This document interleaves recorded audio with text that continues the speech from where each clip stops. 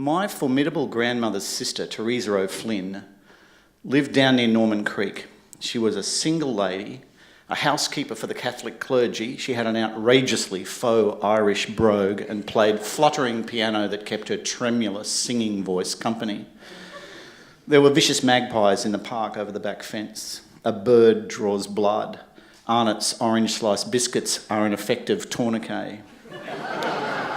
In the floods, she was a refugee, and I see my dad clearly. He hunches over the wheel in the Renault 12 and peers through the watery world, heading for Coorparoo and the old woman, large black purse clutched tight to her chest.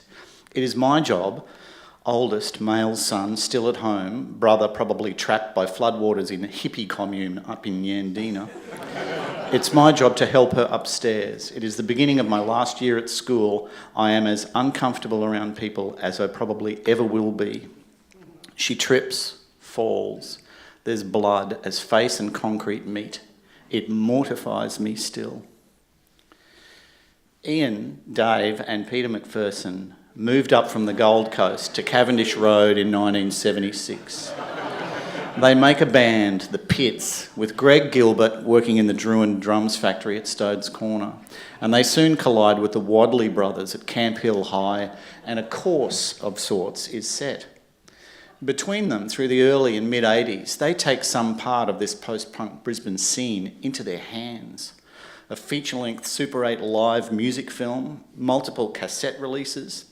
They record other bands, they bought a PA and organised gigs. They made magazines so the cassettes didn't look lonely, and they made it seem casual and funny.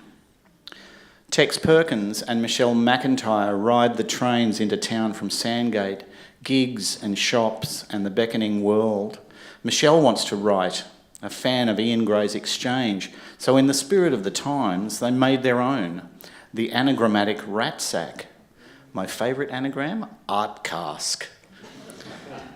Like currents in the river, the north and south coil into each other. The Wadleys hook up with Perkins, Marco, Cyril, and Tex Deadly and the Dum Dums is born.